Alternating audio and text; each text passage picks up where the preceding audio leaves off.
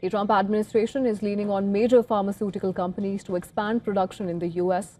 Bloomberg reports that Eli Lilly has been asked to produce more insulin. Pfizer is already increasing supply of its cancer drug, and astra-Zeneca is reportedly considering moving its headquarters stateside. Well, these calls are part of a near daily outreach from the White House and federal agencies. In exchange, the administration is offering tax relief and revenue guarantees.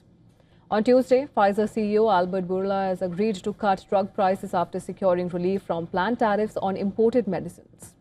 Officials say the strategy extends well beyond pharma, covering up to 30 industries seen as critical to national and economic security.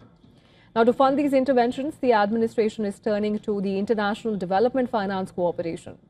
Our proposal before Congress would expand its financing authority more than fourfold, from $60 billion to $250 billion, and create a new equity fund for strategic sectors.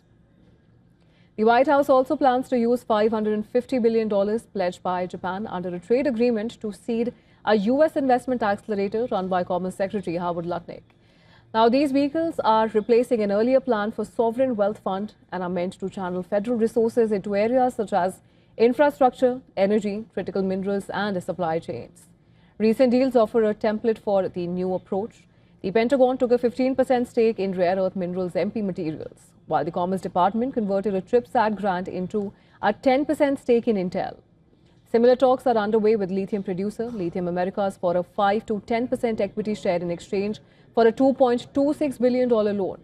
While some companies welcome access to federal funding, others fear that political risk and government overreach can play a role here. Now, critics argue that the policy reverses decades of U.S. free market tradition, putting Washington in the position of picking winners and losers.